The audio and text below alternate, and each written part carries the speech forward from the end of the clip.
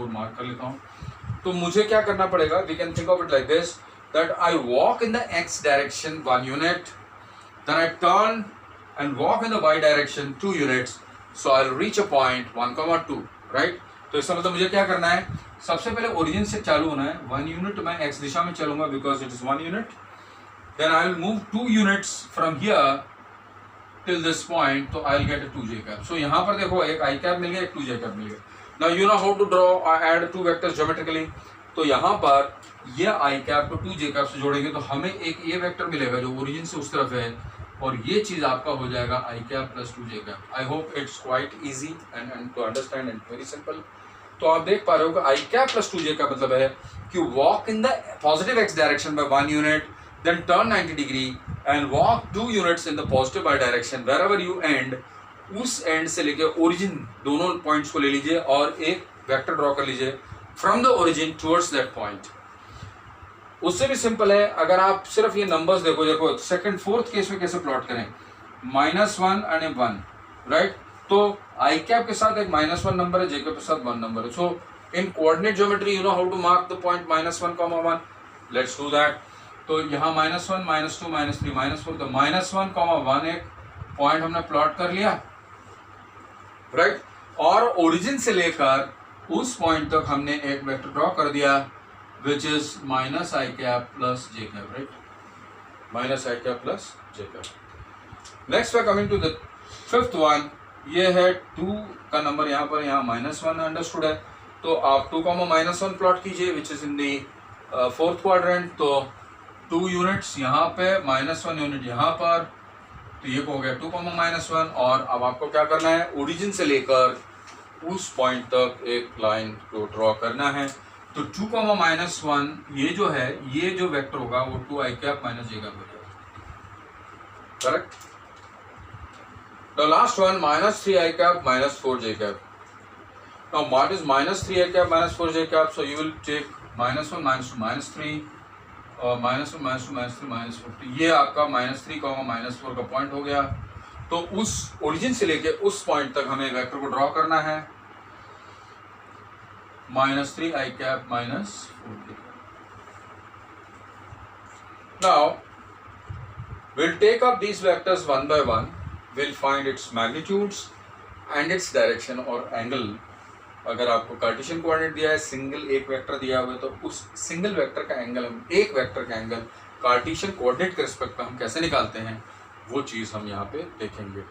So first thing that you learned is what is unit vector, and using i cap j cap as unit vectors in positive x and positive y, how can you draw any of these vectors given in the analytic form? So यहाँ पर जो जिस तरह से लिखा है, this is called as an analytic representation of vectors।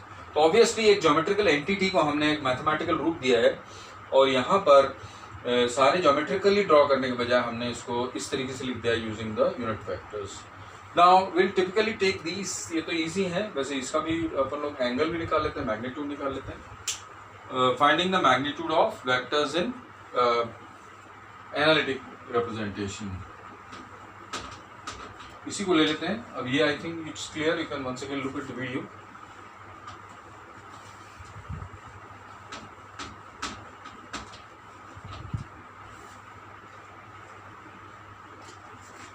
So magnitude and direction of vectors in analytic form।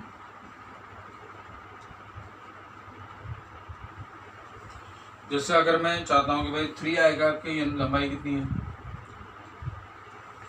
तो 3i cap की लंबाई ऑब्वियसली क्या है, it's 3 units long, that's it. So मैं लिखूंगा अगर मैग्नीट्यूड ऑफ 3i cap पूछा जाए तो it is equal to 3, that's all, right. Now what is the direction? Direction is always found, direction ये तो हो गया magnitude, direction is measured from positive x direction in the anti-clockwise anti-clockwise sense.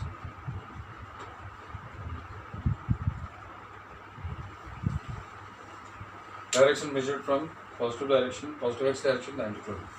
तो obviously ये 3 i cap इस line वाला x axis x तो हमें रोटेट होने की जरूरत ही नहीं है, तो वहीं पर है, तो इसलिए यहाँ पर थीटा क्या लेंगे हम 0 degree. Correct. Now -4 j cap, so that's a vector called -4 j cap. -1 -2 -3 -4, तो ये हम लोग ने -4 j कैप ले लिया. तो ये एक वेक्टर है, ये -4 j कैप यहाँ से लेके यहाँ तक जो ड्रॉन ये जो चीज़ है ये वेक्टर हो गया. इसका हम एंगल कैसे निकालें? इसका एंगल निकालने के लिए ऑब्वियसली पॉजिटिव x दिशा में बैठकर हम पूरा घूमेंगे और घूमकर हम यहाँ तक पहुँचेंगे. तो you will be able to see that यहाँ से यहाँ तक जब घूम के आएंगे हम लोग तो आप 270 डिग्री क्रॉस घूम चुके होंगे in the anti clockwise direction. So theta यहाँ पर होगा 270 डिग्री. Now i cap plus 2 j cap. For that we need to find the magnitude. So यहाँ पर एक और मैं डायग्राम बना लेता हूँ. आई कैप के लिए 1 2 j कैप 1 2, तो ये हो गया 1, 2 यहाँ पर, तो ये हो गया आई कैप प्लस 2 j कैप. तो इसकी magnitude is nothing but this length. तो ये तो आपको पता है, डिस्टेंस फॉर्मूला लगा सकते हो 0 0 से लेके 1, 2 तक. So what is the magnitude of i plus 2j? i plus 2j is nothing but root of 1 square plus 2 square is equal to √5 units हो गया. Is it clear? Because you know how to find out the distance formula आपके पास है to find the distance 0 0 to 1, 2. तो ये जो vector की लंबाई है वो ऐसे निकल जाएगी कार्टेशियन में कि 0 0 से 1, 2 तक इसकी लंबाई क्या है? Root of 1 square plus 2 square. You can also take this triangle and apply the Pythagoras theorem. ये आपका 1 हो गया, ये हो गया 2, तो root of 1 square plus 2 square is equal to √5. और what is the angle now? Now angle आपको बताया था पॉजिटिव x दिशा से आपको इस डायरेक्शन में मुड़ना है इन द एंटी क्लॉकवाइज, तो ये एंगल निकालना है.